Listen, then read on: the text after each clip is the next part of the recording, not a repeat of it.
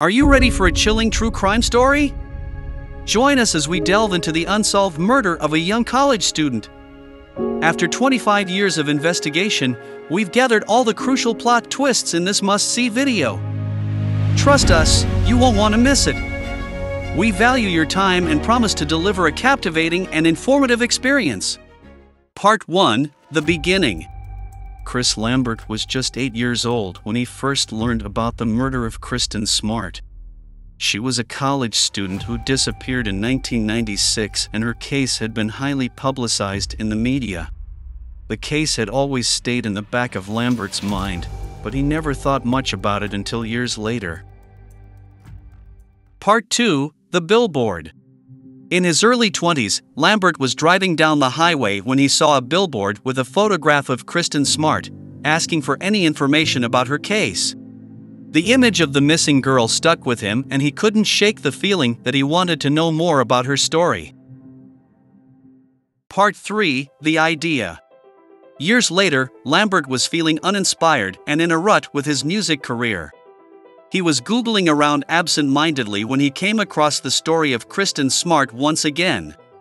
He started printing up articles and putting them into a thick binder, but nothing really happened with it until he mentioned the idea to a writer friend of his at a party.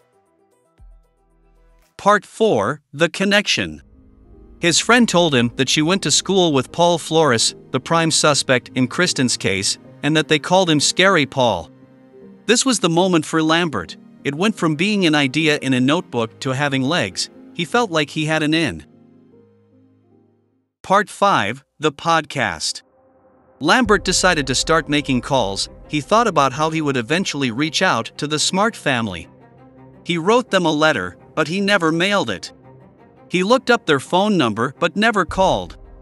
Then, on an overcast day in February 2019, the same day he hit publish on a YouTube teaser about Your Own Backyard, his new podcast about the Kristin Smart disappearance, he went to a beach memorial being held by some of Kristin's friends to honor what would have been her 42nd birthday. It ended up raining and most people scattered to go home, but Lambert stayed, sitting in his car for a while. When the rain slowed down, he walked out to the beach with his recording equipment to capture some field audio of the rain and ocean. Someone walked up with a balloon. He realized it was Denise Smart, Kristin's mother. Lambert introduced himself, and they talked. Denise invited him to a dinner for family and close friends, thinking he'd probably decline. But he said yes, and from that point on, Lambert and the Smart family were in constant communication. He hadn't known Kristin, nor did he consider himself to be a true crime fan or any kind of amateur sleuth. He just couldn't stop thinking about the story. He couldn't let it go. The coincidences and connections nagged at him. Part 6: The podcast took off immediately. By the end of the first day the first episode was posted, about 75,000 people had listened, according to Lambert. As more people listened, more reached out to Lambert about their memories of Kristin, that party, and Flores. As the podcast goes on, a clear picture is painted of Flores as a man who, multiple sources allege, took advantage of and violated inebriated women. Several women accused Flores of sexual assault, allegations that would come up in the trial as well. Flores's attorney did not respond to a request for comment regarding these allegations. But by the end of episode 6, Your Own Backyard ends like all of the other stories about Kristin, unsolved. Part 7. Then, a couple of days after the 6th episode aired in November 2019, Lambert got an email from the Sheriff's Department in San Luis Obispo County. He'd reached out to them while he was recording the podcast, but had never been granted an interview. The investigators had been impressed with his work, and they were ready to talk. So the podcast. It was so well done in terms of the production quality, and clearly you're an excellent researcher, so, for lack of a better way to put it, it was neat to listen to because you had obviously done your homework. Nate Paul, who was the lead investigator on the Kristin Smart team from 2014 to 2017, says to Lambert in episode 7, Officially, I think the greatest benefit to the podcast is the renewed interest it has cultivated in the case. You can't ask for anything else for a case that is older to have a vehicle that drives new interest, because you never know when the interest will lead to additional information, maybe blow something wide open. So I think your podcast is extremely beneficial to the case. Part 8. Beyond the interview, Lambert began a working relationship with the sheriff's department, telling them about sources who'd reached out to him through the podcast and offering to let law enforcement interview the sources first. Suddenly, the Smart case was moving again, quickly. In April of 2020, Lambert's sources told him to get to the Flores home immediately. Part 9. The Unsolved Mystery.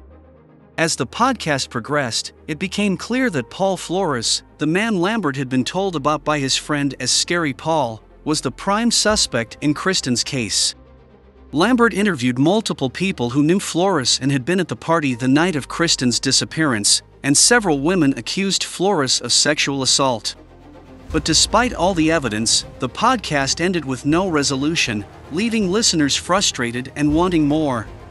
But the story was far from over.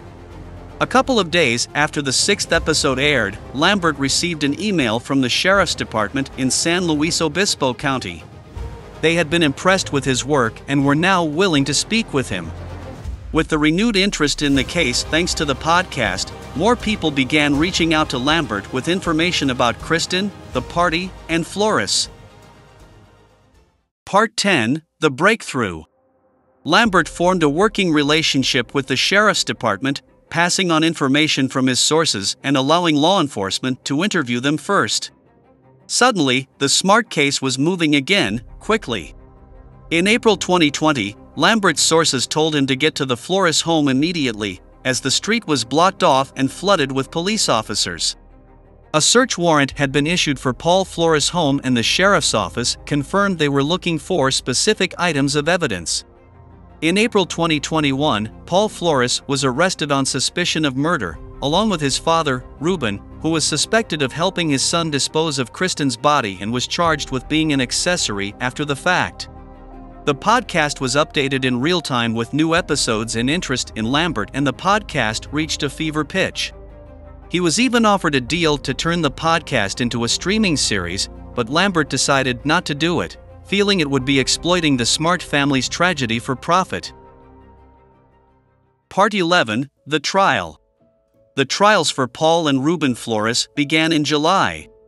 In the pre-trial, it was revealed that in a wiretapped phone call between Paul and his mother, Susan, she told her son to start listening to the podcast so they could start punching holes in it. During the trial, the defense attempted to use the podcast to cast doubt on the prosecution's story, saying Paul and Ruben wouldn't have moved Kristin's body when the prosecution suggested, because it was after the podcast came out when attention to the case was heightened. Lambert himself was subpoenaed to testify twice, once during the pre-trial and once during the trial. Paul's defense attorney alleged that Lambert inadvertently made himself a witness while interviewing key witnesses for his podcast. But Lambert's attorney argued successfully both times that California's Shield Law and the First Amendment protected his privileges as a reporter and allowed him to cover the trial. On the last day of the trial, Paul Flores was found guilty of murder and faces 25 years to life in prison. Ruben was found not guilty. Lambert had not yet released the final episode of his podcast, but he plans to after the sentencing on March 10th.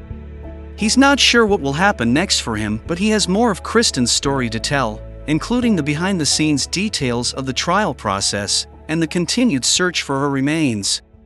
He may also consider writing a book. Thanks for tuning in. If you've come across any other gripping tales, hit me up in the comments. Show some love by hitting the like button if you want to see more content like this.